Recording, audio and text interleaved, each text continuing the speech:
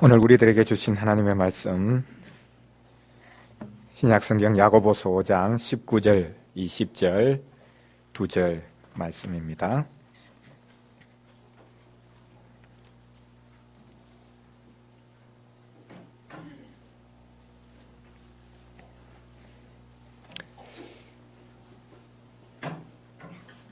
야고보서 5장 19절, 20절, 야고보서 마지막 말씀입니다. 우리 오늘은 같이 한 목소리로 읽도록 하겠습니다. 내 형제들아, 너희 중에 미혹되어 진리를 떠난 자를 누가 돌아서게 하면 너희가 알 것은 죄인을 미혹된 길에서 돌아서게 하는 자가 그의 영혼을 사망에서 구원할 것이며 허다한 죄를 덮을 것임이라. 아멘.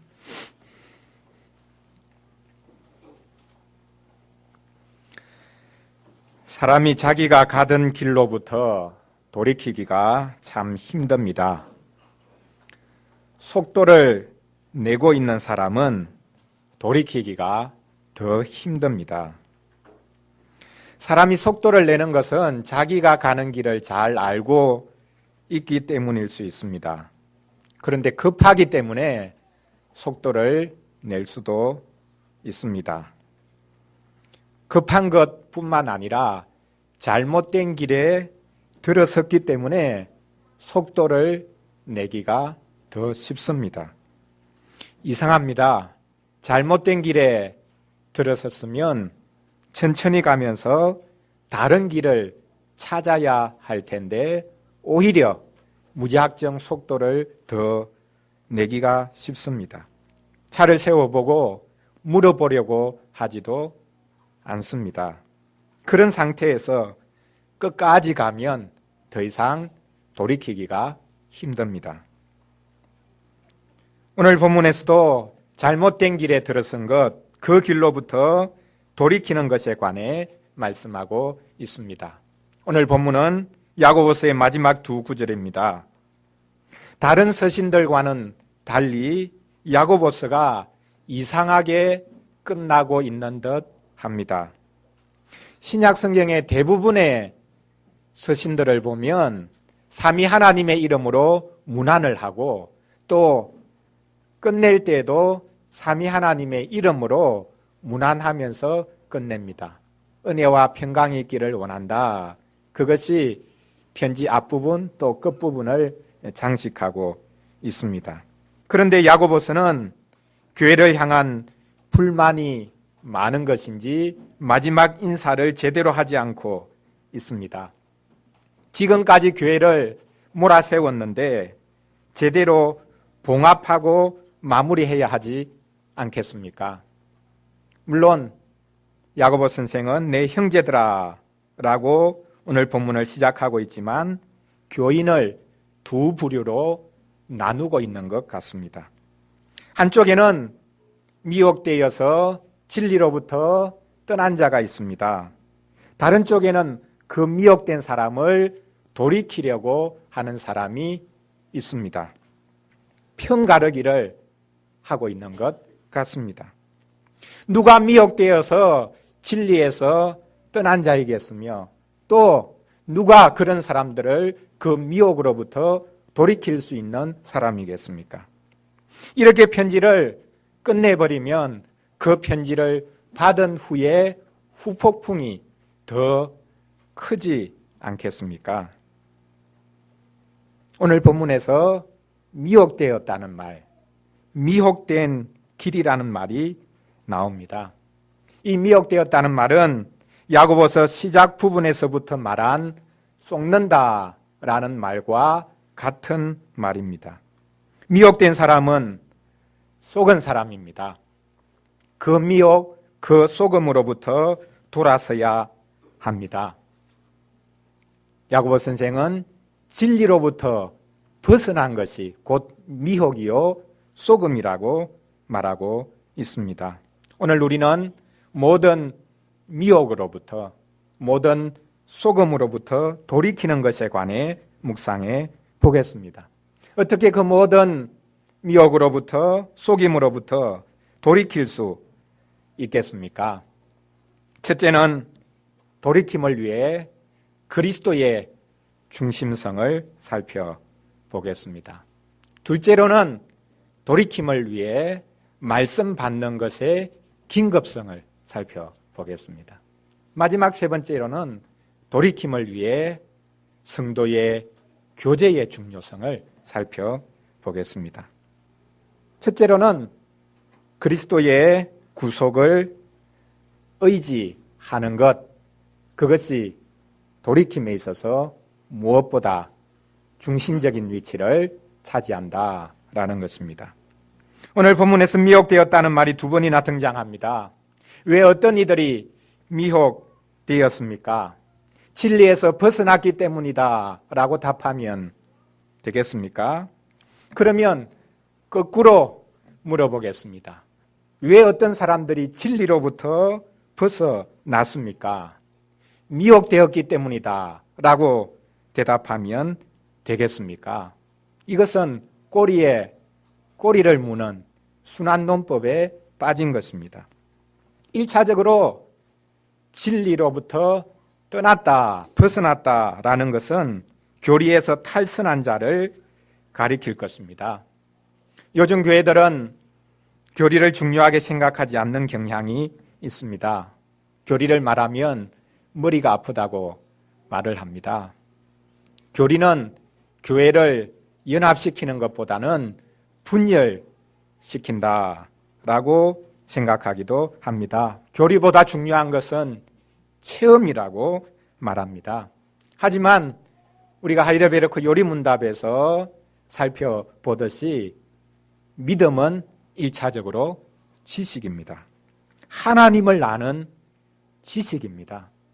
물론 그 하나님을 아는 지식을 우리가 체험해야 된다라고 말할 수도 있습니다.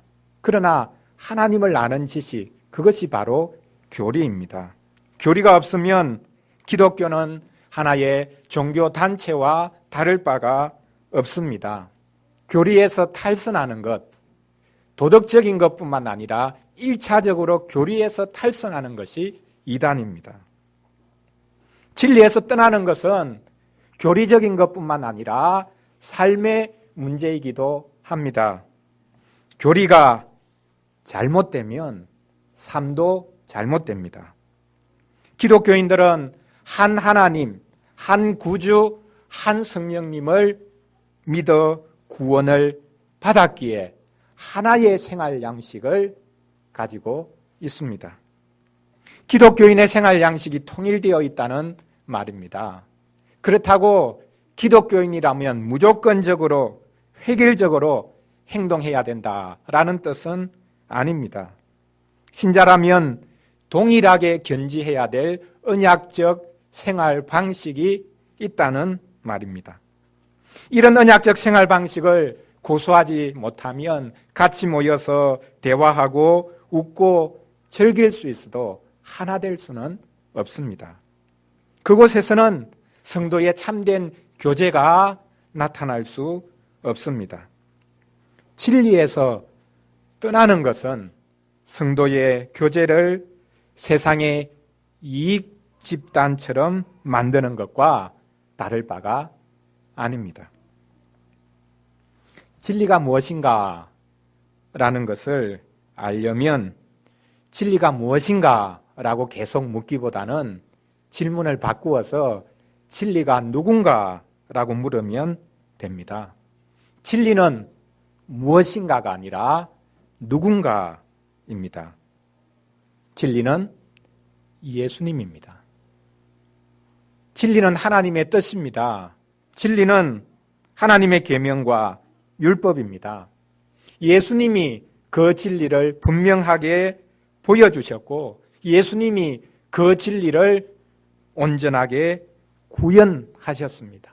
온 몸으로 구현하셨습니다. 그러므로 진리이신 예수 그리스도로부터 벗어나는 것, 그것이 곧 미혹이요 속음입니다. 야고보서의 수신교회가 쏟고 있는 것은 예수님의 그 은혜, 예수님을 온전히 의지하지 않았기 때문입니다. 예수님이 행하신 일을 자신들의 구원의 유일한 근거로 받지 못했기 때문입니다.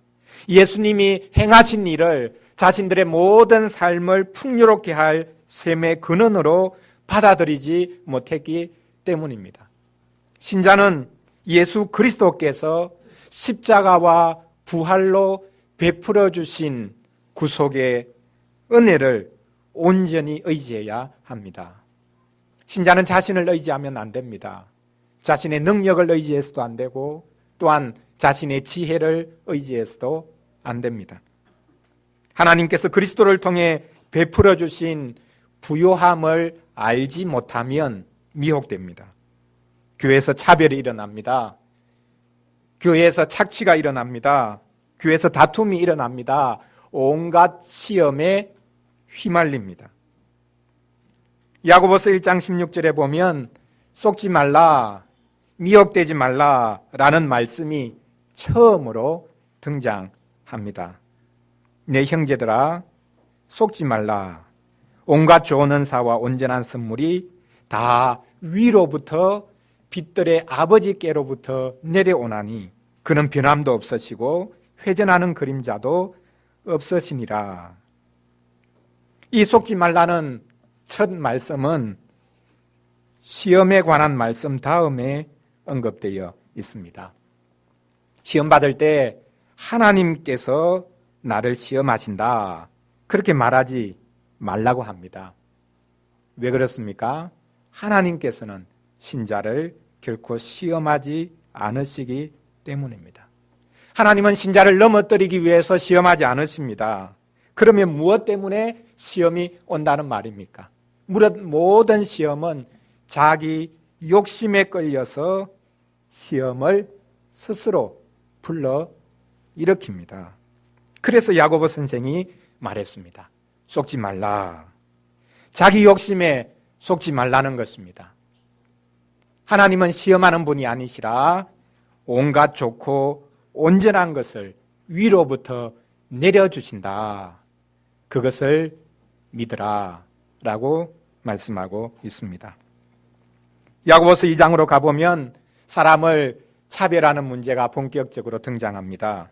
교회 안에 부자들이 들어오니까 그들을 잘 대접하고 가난한 자는 무시하는 일이 벌어집니다. 왜 이런 일이 벌어집니까?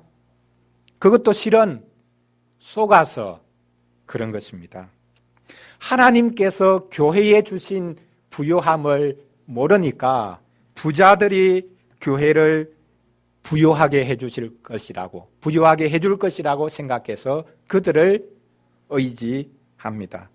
대신에 가난한 사람들은 부담이 되니까 그들을 차별합니다. 내 형제들아, 영광의 주 곧 우리 주 예수 그리스도에 대한 믿음을 너희가 가졌으니 사람을 차별하여 대하지 말라. 세상 영광에 사로잡혀 있으면 하나님이 주신 영광을 볼 수 없습니다. 하나님께서 주신 영광이 있습니다. 그런데 세상 영광에 사로잡혀 있으면 하나님께서 그리스도를 통해 가난한 자기들을 얼마나 부유하게 해주셨는가, 이미 부유한 자들이 되었다라는 것을 알 수가 없습니다. 야고보서는 이후에 차별의 문제를 넘어서 착취하는 문제까지 언급합니다. 부한자가 자신이 가진 것을 나누려고 하지 않습니다. 오히려 자신의 소유를 더 누리기 위해 노동자들을 착취하고 품꾼들을 착취합니다. 부자는 똑똑한 것 같지만 실은 속은 사람들입니다. 물질에 속은 사람들입니다. 하나님의 부요함을 모르고 있기 때문입니다. 이에 대해 착취당한 자들은 비방하고 원망합니다. 그러므로 착취당한 자도 착취한 자, 즉 부자와 마찬가지로 쏟고 있습니다. 현대사회는 소유의 문제가 전부입니다. 정치도 경제에 굴복한 지 오래입니다. 그 사람의 소유관이 곧 그 사람 자신의 본래 모습입니다. 한 권사님께 들은 이야기인데 사람이 손에 돈을 쥐고 나니까 평상시에 몰랐던 그 사람의 모습이 정확하게 드러나더라라는 것입니다. 사람이 빈털터리가 되어도 그의 본성이 드러나겠지만 손에 돈을 쥐면 확실하게 그 사람의 본 모습이 드러납니다. 사람은 자신의 계급적 이익을 초월하기가, 배반하기가 쉽지 않습니다. 불가능합니다. 그것은 죽는 것보다 더 힘든 일입니다. 대기업이 자신들의 이익을 포기하기가 불가능합니다. 우리가 그런 포기를 너무 쉽게 요구하면 안 됩니다. 반대로 가난한 사람들이 부자를 미워하지 않기도 거의 불가능합니다. 참으면 된다라는 말을 너무 쉽게 해서는 안 될 것입니다. 예수 그리스도의 구속의 은혜를 세상 어떤 부유함보다 귀하게 생각하지 않는다면 우리는 이미 미혹된 것입니다. 속은 것입니다. 자신에게 속고 있는 것입니다. 이제 둘째로 돌이키기 위해서 필요한 것, 말씀을 받고 행하는 것, 그것의 긴급성을 살펴보겠습니다. 신자는 진리에 속하기 위해서 진리를 들어야 합니다. 하나님께서 우리에게 교회를 세워주신 이유는 바로 이 진리를 선포해 주시기 위함입니다. 하나님께서는 말씀을 교회에 맡기셨습니다. 우리는 교회에서 선포되는 말씀을 지속적으로 들어야 합니다. 하나님께서 교회에 맡기신 가장 좋은 선물은 말씀입니다. 교회는 다른 것으로 자신의 부유함을 자랑할 것이 아니라 말씀의 부유함으로, 말씀을 맡기신 것으로 자신의 부유함으로 삼고 그것을 기뻐해야 할 것입니다. 한국에서는 교회 건물이 있으면 그 교회가 부자 교회라고 생각합니다. 교인들이 안정감을 누립니다. 교회 회원이 되고자 할 때에 제일 중요한 것은 그 교회 자체 건물을 가지고 있는가, 좋은 프로그램이 있는가, 그것이 1차적인 생각이기도 합니다. 아닙니다. 교회는 오직 말씀이 있는 것으로, 말씀이 풍성하게 선포되고 드러나는 것으로 그 교회의 부요함을 측량할 수 있습니다. 야고보서에는 말의 중요성에 관해서 아주 길게 언급하고 있습니다. 말이 그 정도로 중요합니다. 말이 사람을 욕하는 자리에 세우기도 하고 말로 사람을 죽이기도 합니다. 야고보 선생은 말에 대해서 말씀으로 반응합니다. 야고보 선생은 말에 관해서 본격적으로 언급하기 전에 1장 18절에서 말씀에 관해 이미 언급을 합니다. 그가 그 피조물 중에 우리로 한 첫 열매가 되게 하시려고 자기의 뜻을 따라 진리의 말씀으로 우리를 낳으셨느니라.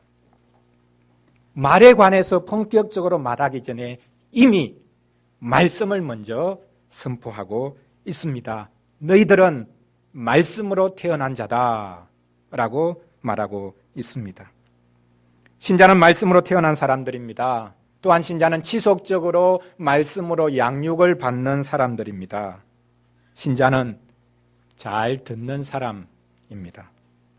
한국에서 교인들이라고 하면 안 믿는 사람들이 말만 잘하는 사람들이다 라는 인상을 가지고 있습니다. 잘못되었습니다. 신자는 잘 듣는 사람이어야 합니다. 믿지 않는 사람들이 우리를 보고 잘 듣는 사람들이다 그렇게 평가할 때 비로소 우리는 제대로 신앙생활하고 있다라고 말할 수 있을 것입니다. 잘 듣지 않는 사람은 기독교인이 아닙니다. 신자는 그 들은 말씀을 가지고 말해야 합니다. 들은 것이 없이 어떻게 말할 수 있겠습니까? 남편이나 아내의 말을 잘 듣지 않고 부모나 자녀의 말을 잘 듣지 않고 자기 말만 하는 것은 신자의 태도가 아닙니다. 사실 미혹되어서 진리에서 떠난 자를 돌이키는 것에 관해서 야고보서 마지막 부분이 언급하고 있지만 이것도 실은 대부분 말로 하는 것일 텐데 이때 중요한 것이 바로 하나님의 말씀, 그것을 말하는 것입니다. 나의 입심으로 사람을 설득할 수 있는 것이 아닙니다. 하나님의 말씀을 말하는 것, 그것이 중요합니다. 야고보 선생은 야고보서 1장 마지막 부분에서 미혹되는 것, 또 속는 것, 그것에 관해 2번 더 언급을 합니다. 다른 사람에게 속는 것이 아니라 자신에게 속는 것을 말합니다. 어떻게 자신에게 속을 수 있다는 말입니까? 말씀을 듣지 않으면 자신에게도 속는다 라고 말합니다. 들은 그 말씀을 실행하지 않으면 자신에게 속는다 라고 말씀하고 있습니다. 너희는 말씀을 행하는 자가 되고 듣기만 하여 자신을 속이는 자가 되지 말라. 누구든지 스스로 경건하다 생각하며 자기 혀를 제갈 물리지 아니하고 자기 마음을 속이면 이 사람의 경건은 헛것이라. 하나님 앞에서 정결하고 더러움이 없는 경건은 곧 고아와 가부를 그 환난 중에 돌아보고 또 자기를 지켜 새 속에 물들지 아니하는 그것이니라. 우리가 하나님의 말씀을 지속적으로 듣지 않으면 속습니다. 이 세상에는 수많은 말들이 난무하고 있기 때문에 하나님의 말씀을 분별하기가 쉽지 않습니다. 교회에서는 오직 하나님의 말씀이 선포되어야 합니다. 교회에서조차 설교단에서조차 하나님의 말씀이 들려지지 않고 선포되지 않고 인간의 소리만 난무한다면 우리는 그 어디에서 하나님의 말씀을 들을 수 있겠습니까? 하늘 끝에까지 올라간다고 거기에 하나님의 말씀이 있겠습니까?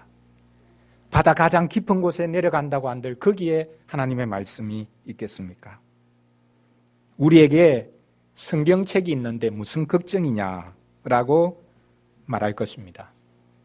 우리에게 수많은 방송 설교가 있는데 무슨 걱정이냐라고 말할지 모르겠습니다.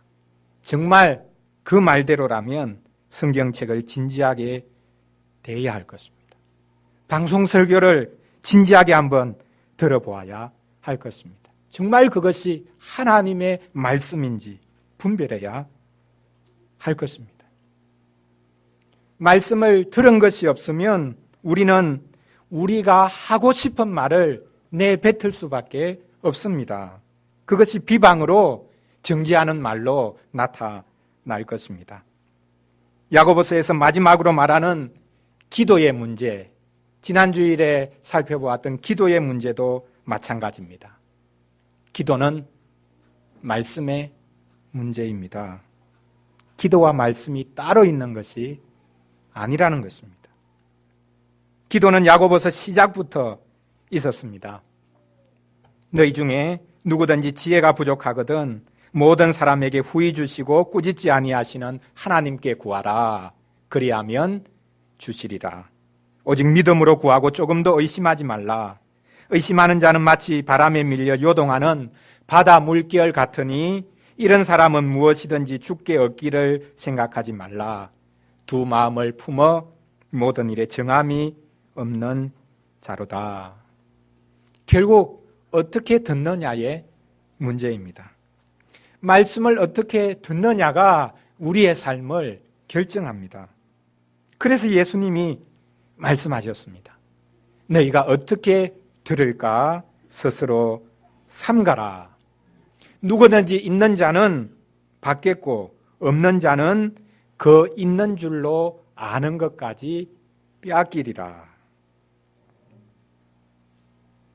이제 마지막으로 돌이킴을 위해 성도의 교제가 활성화되어야 된다는 것. 그것이 얼마나 중요한 것인지 살펴보겠습니다. 야고보 선생은 미혹되어 진리에서 떠난 자를 돌이켜야 할 것을 권면함으로 자신의 편지를 마무리합니다. 성도의 교제는 교리 안에서 교제하는 것입니다. 성도의 교제는 언약적인 삶을 기반으로 해서 교제하는 것입니다.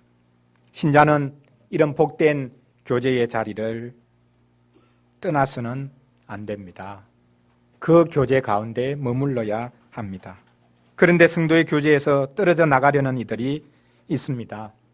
성도의 교제보다 세상과 교제하는 것이 훨씬 더 유익하다라고 생각했기 때문일 것입니다. 성도의 교제에서 멀어진 죄인을 그 미혹된 길에서 돌아서게 하는 것이야말로 복된 것입니다. 그래서 마지막 절에 보면 이렇게 죄인을 미혹된 길에서 돌아서게 하면 그의 영혼을 사망에서 구원할 것이고 허다한 죄를 덮을 것이다 라고 말하고 있습니다. 자, 문제는 그의 영혼을 사망에서 구원할 것이고 그의 허다한 죄가 덮어질 것이다 라고 했는데 이게 지금 누구를 가리키는 말이겠습니까? 누구의 영혼이 사망에서 구원받는다는 말이요? 누구의 허다한 죄가 덮어진다는 것이겠습니까? 두 가지 가능성이 있습니다. 이 영혼 구원과 사죄의 은혜는 죄인을 미혹된 길에서 돌아서게 한 신자가 받게 될 상급을 가리키는 것일 수 있습니다. 그게 아니면 성도의 교제를 통해 미혹된 길에서 돌이키게 된 사람이 누리게 될 은혜, 그것을 가리킬 수도 있습니다. 어느 쪽을 굳이 선택해야 될 이유는 없을 것입니다. 왜냐하면 성도의 교제로 회복이 되면 모두 다 이 은혜를 누리게 될 것이기 때문입니다.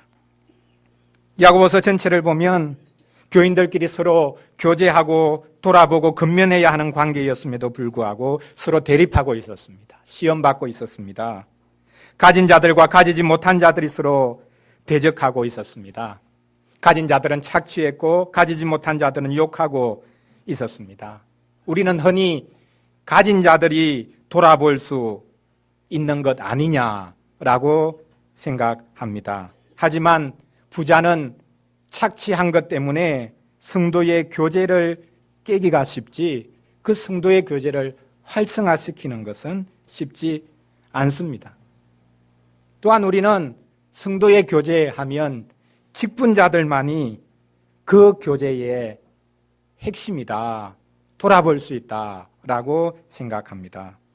야고보서 수신교회는 직분자와 직분을 받지 못한 이들조차 서로 대적하고 있었던 것 같습니다. 야고보 선생이 너희는 선생이 많이 되지 말라라고 경고했듯이 직분자가 성도의 교제를 활성화시키기보다는 가로막기 쉽습니다. 직분을 가진 사람은 말할 수 있는 자리를 차지하고서는 자기 말을 해대었습니다. 반면에 직분을 가지지 못한 자들은 공적으로 말할 기회가 없으니까 뒷담화를 해대었습니다. 누가 성도의 교제를 활성화시킬 수 있겠습니까? 어느 누가 자신에게 그런 자격증이 있다고 나설 수 있겠습니까? 실은 자격이 있는 사람은 아무도 없습니다. 가진 자도 가지지 못한 자도 그것 자체로 자격이 되는 것이 아닙니다. 직분이 있다 없다 그것 자체로 자격이 될 수는 없습니다. 신자들이라면 누구든지 이런 복된 교제를 활성화해야 할 책임이 있습니다. 성도의 교제가 무엇인지 하이델베르크 요리문답에서 잘 고백하고 있습니다.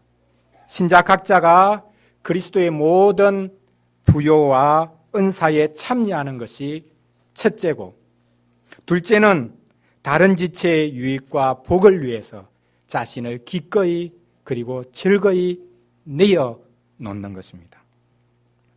우리는 아직도 그리스도와 교제하는 것도 약하고, 또한 다른 지체들과 교제하는 것도 약합니다. 우리는 주님과 교제하는 것만큼 서로를 향한 교제도 커져갈 것입니다. 또한 우리가 서로를 향한 교제가 커져가는 것만큼 주님과의 교제도 또한 커져갈 것입니다. 우리는 교회에서도 유익과 손해를 따지면서 자신을 내어놓을 줄 모릅니다. 심지어 교회 안에 원수가 있기도 합니다.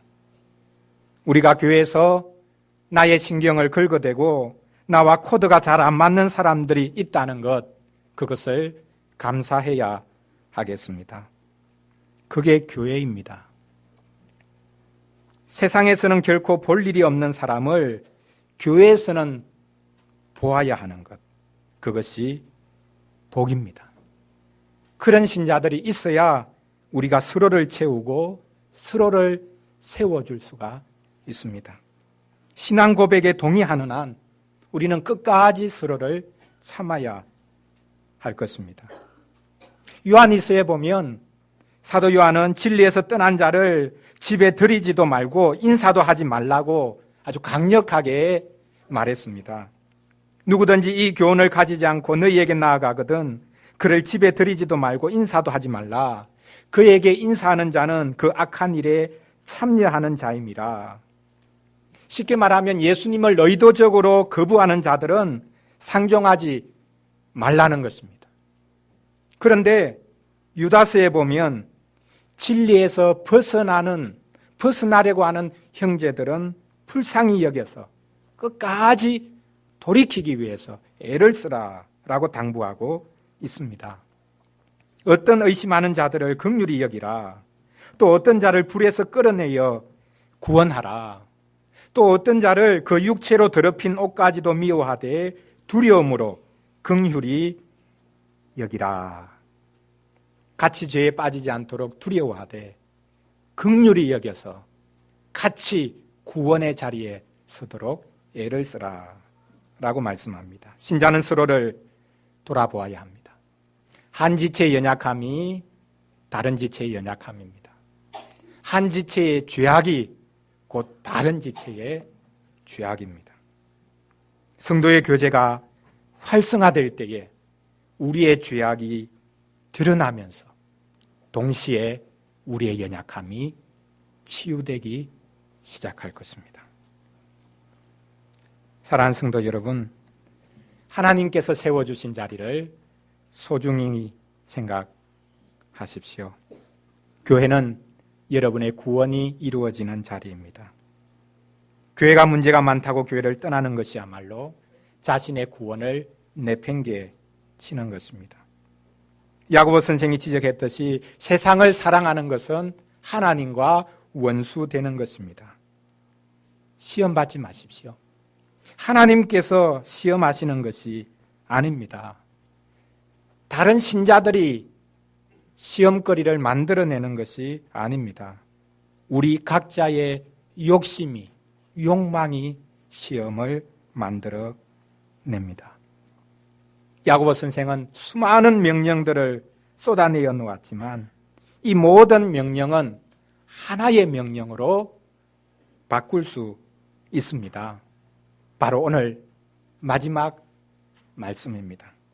내 사랑하는 형제들아, 진리에 속하라. 하나님을 신뢰하는 가운데 교회에서 선포되는 말씀을 지속적으로 받으면서 성도의 교제를 활성화하라. 이것이 마지막 명령일 뿐만 아니라 모든 야고보 선생의 이전의 명령을 요약하는 명령입니다. 사도신경이 제대로 고백하고 있습니다.